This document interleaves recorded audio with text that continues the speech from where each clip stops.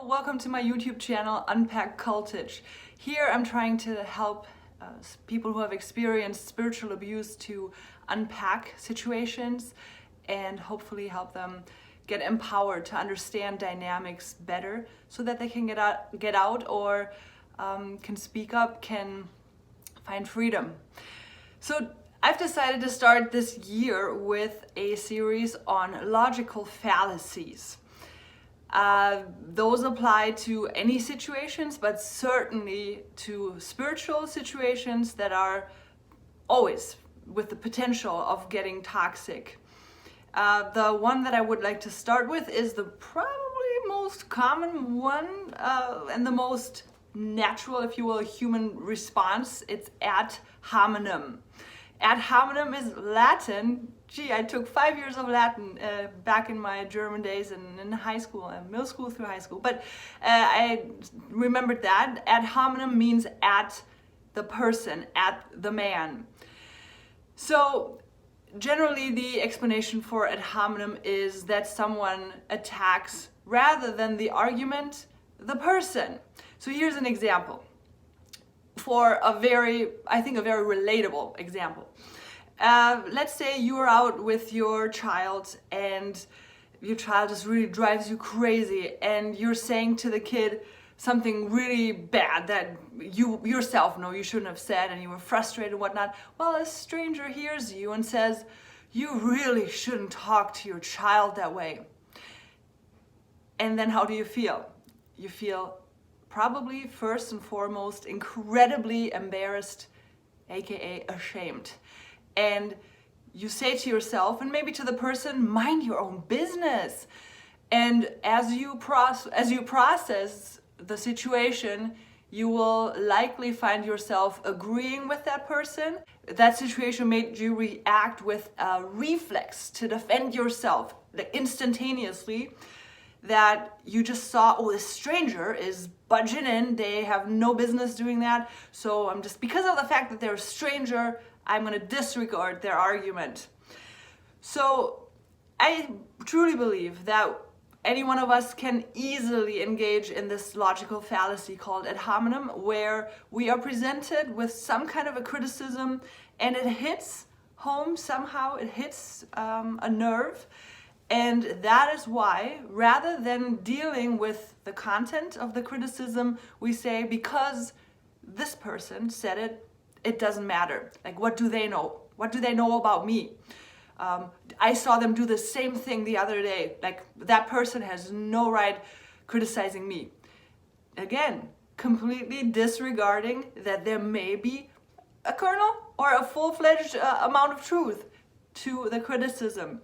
So I think if we, as people who hopefully don't aim to control a bunch of people, that we would be very introspective, very honest with ourselves, and we would say, I actually want to know truth. And before I feel like I need to defend myself, I will weigh the criticism and see if the shoe fits, rather than dismissing the person because that person said it. Which is truly just an attempt to protect ourselves from maybe the pain of realizing we may have made a mistake. And really, it doesn't matter who points it out to us. It is a true criticism, potentially. And you know what? If it wasn't, like, let's say someone said to you, you said the most kind thing to your child in that moment, and someone says, oh, you really need parenting classes. That actually happened to me once. Then rather than saying, oh, this is a stranger who's talking to me, you can just say, you know what? It doesn't matter who said that. That's just not true. I think that moment in time, that slice they saw, they misinterpreted it or they don't like it or whatever, but it has nothing, like there's no real truth to it. It doesn't change anything for me, and I can just let it go.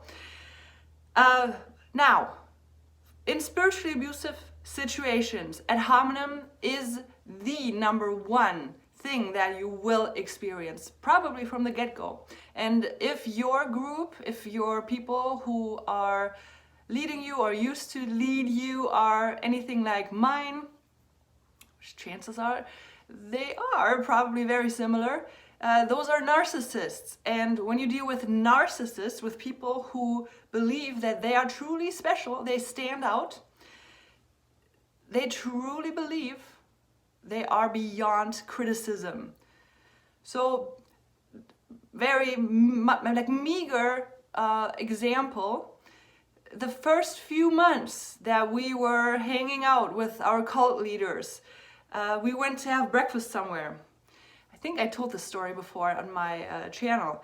And the cult leader, we all shared some kind of a breakfast. He just took a lot of the good bread rolls, you know, the ones with the nice pumpkin seeds and whatnot, and he ate it so much faster that we, a girl and I, a friend of mine, we were just like, that's really rude. Like, now we're left with all the ones without the nice, and so it doesn't matter. It's just a tiny thing. But the more important thing is how he reacted when this was brought to him, and that's always going to be where the truth is going to be found. So bringing to him, hey, we were all paying for this together, and it didn't feel like you were considering that you were sharing this basket of rolls with us. He flipped out and told us, who are you? Like, what are you doing? I am on a very special mission here, and I have the right to take what I want. So that was a red flag. It was a show of character, and we, rather than running the other direction, we decided to be very afraid of this man, to accept his response as we shouldn't have criticized him, and that he is kind of beyond touching. Ooh, are we talking about don't touch the anointed? Yes, that is ad hominem. I don't want to say at its finest, but it's right up there with women. So when you disregard what women are saying, just because it's a woman saying it, that's ad hominem. You're looking at the person. You're not looking at the content. You're looking at reasons to disregard that person might speak deep truth. But going back to don't touch the anointed, I think people who are happy with the title that they are the anointed, there first of all is something wrong with them. Yes, that's just where I've come to land.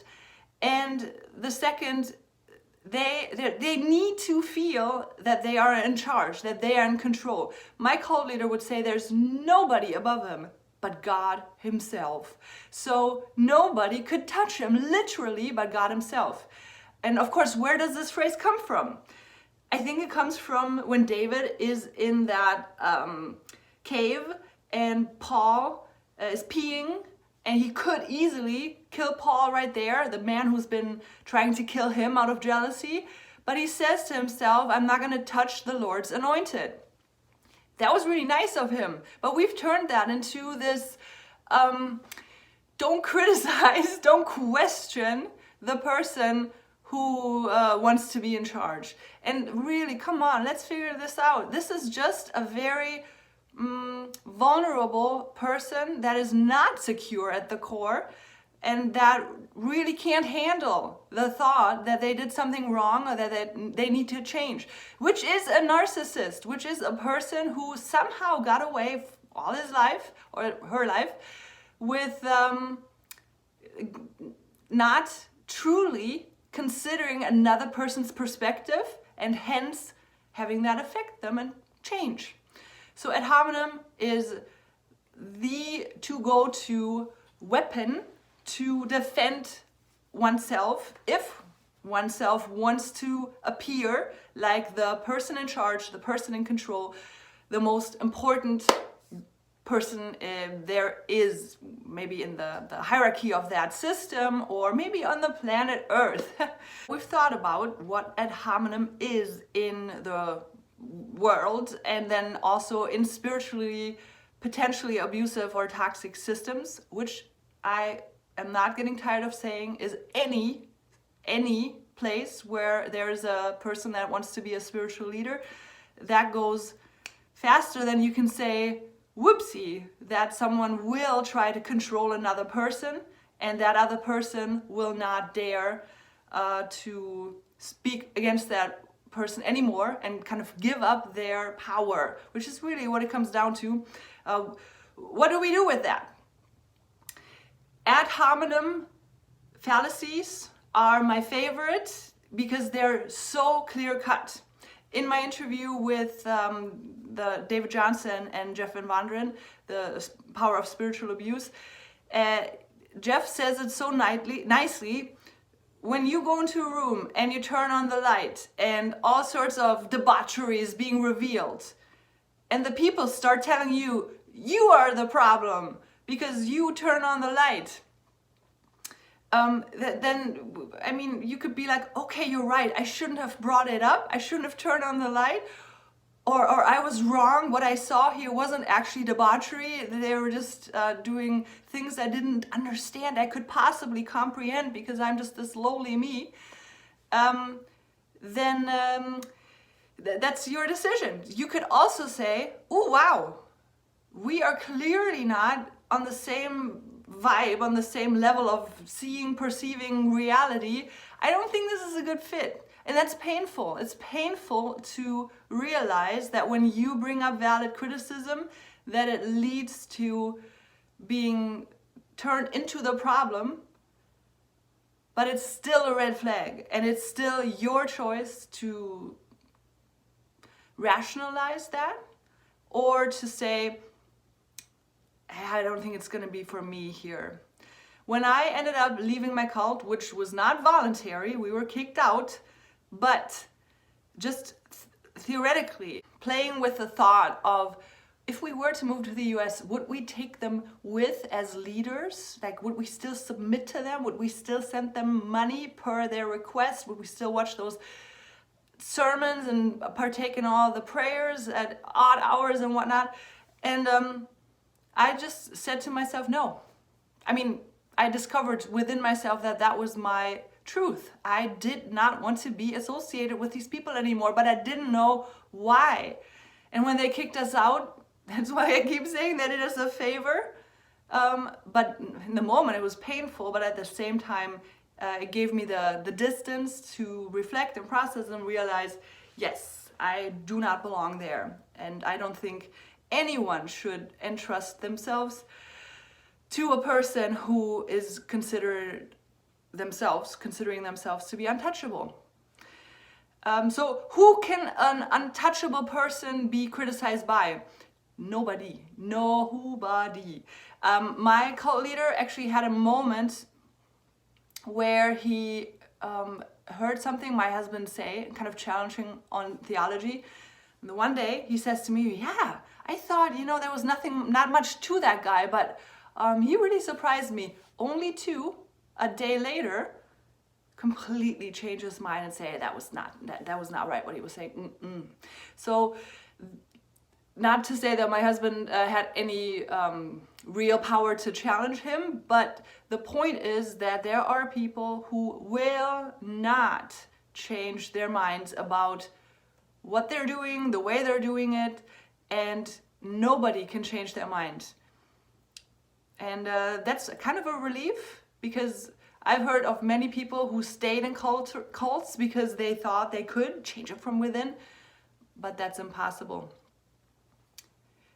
So let's reflect on some occurrences of the truth coming from unexpected sources in biblical stories. Hey, do you know that story in Genesis, I want to say 20, where Abraham, lies to that king, forget what king, but he was afraid that he would be killed because Sarah is his wife, so he's saying, Sarah is actually my sister, do with her what you want. Like, real nice guy, that Abraham. And so the king takes her, but then the whole town gets this whole curse overnight, and the wombs of the women are all closed. It's a very misogynistic story. But the kicker here is that the king, the Gentile, was the one that the Lord spoke to in a dream and said to him, hey, that's Abraham's wife. And so Abraham was pretty surprised to find out next day that God was speaking to Abraham through this Gentile king. I find that a fascinating story. Or in Numbers, the story with Balaam, who went out to curse the Israelites, and the Lord talks to him through his donkey because he won't listen otherwise, right? So I think the good news I take from this is if a truly abusive person, but you don't have grounds to call the police on them, right? We're talking spiritual abuse here. That's very difficult to call the police on. You can just warn people. But if those people that are doing things that you know are abusive to you or other people, if they don't listen to you, really, my best advice to you is get out. Get out. And believe that at some point, I hope that something God says to them, the truth will come to them one way or another. Will they cause a lot of harm until then? Yeah. And I don't understand that either. Why is that? But the good thing is that you don't need to subject yourself to being dismissed with your truth because of you not being the anointed, if that makes sense. And even if it's not the anointed, right? It could also be, I was trying to get into a ministry like 10 years ago, or more than that, in Minnesota. And it was a youth ministry. They had a rule that new people weren't allowed to speak at all in their big team meetings. Gee, I wonder why that is. And I mean, of course, a part of me is like, okay, if a person is new, they may have questions, and then that slows the whole thing down. But that's not what they were saying. They were saying new people can't talk here. And so I couldn't even say that that rule is a big red flag to me. And guess what? I quit trying to be part of that ministry once I spent a weekend at their retreat house. Yes. So listen to red flags, understand ad hominem, understand that you can easily be the person who uses ad hominem to defend yourself from introspection. It's easier to say that person has no right talking to me about what I'm doing. And it's easy to fall victim to ad hominem, because if the person that we respect, that we hold in high regards, says to us, you are in no place to talk to me about anything I do because only the Lord can criticize me, or I saw you be the sinner in this and that regard, you're not perfectly holy, so you have no point in criticizing me. Know that those are very common dynamics, and they are in a way gifts to you to say, this is not a place for me. Next week, we will be talking about the logical fallacy of the straw man. So I hope you enjoyed this video, and feel free to leave me comments. And as always, you know, this is a YouTube channel. The more people subscribe, the more might see this. And that's really my goal, that I can help people get out of spiritually abusive situations and not choose to just go into the next one because they haven't understood the dynamics of the first place, which will be very likely exactly the same, just in a different packaging in the next place. All right, be blessed abundantly, and